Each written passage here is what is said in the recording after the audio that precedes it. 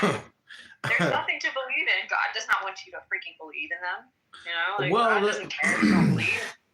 well, see, the thing is, the founding fathers were Freemasons, and Freemasons essentially believe in love. So, I mean, it's all the whole world operates off of love, but I think we just No, desire.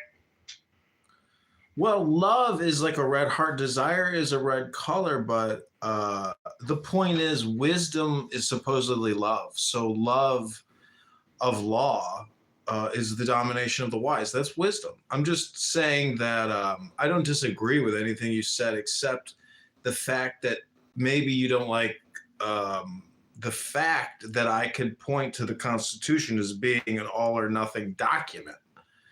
It is an all or nothing document. The Constitution is really good, but I heard that there was a punctuation error in regard to the statement about the pursuit of happiness. Well, it's really interesting. If you read it, very slowly, and you just actually pick apart individual words and focus on those individual words, that is essentially, the more like advanced level, because what you're doing is expanding the document.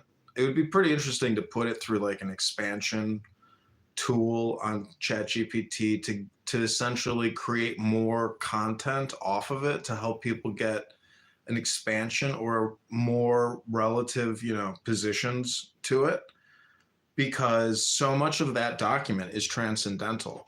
So it deals with, divine illumination, poetic words of joy. It's a document for success.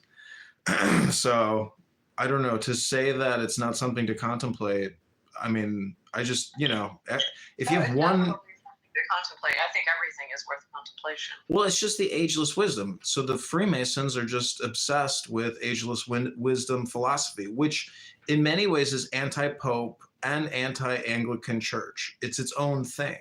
So it is like a gang. Every gang has their charter or their scope of work. So if you look at who founded this country, it was Freemasons. And, I have many books on it, and I'm not a member of Freemasonry. I'm just saying that when I read that, I see how it's a very advanced philosophy that creates a strong differentiation from other world philosophies like the Catholic Church or the British King and the Anglican Church. I mean, Protestantism is really, I would say, pretty tightly wrapped into Freemasonry. That's my opinion.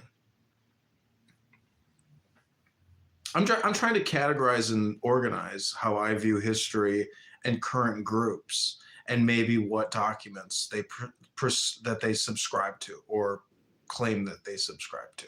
Because I think a lot of people just don't read anything anymore. So whatever organizations have, it doesn't even mean anything to them. It's, It's a horrible thought to think that people do not read anything anymore. I know this girl that I went to Israel with. I was like, when was the last time you read a book? She's like, probably 2005.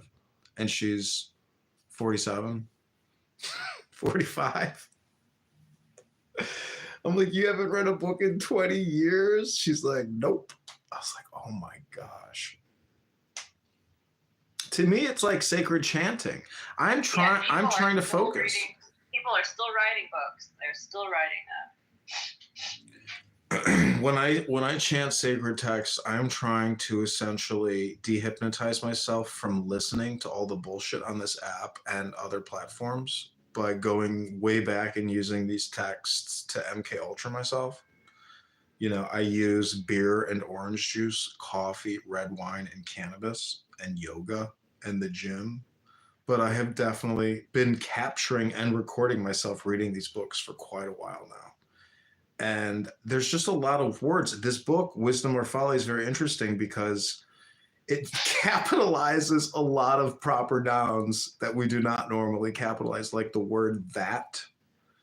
That is capitalized. Like, there's just so many capitalized words where you're just like, okay. I don't even know why I come on this app anymore. I erased it from my phone a while ago, and I put it back on a few days ago. But I'm making more YouTube videos.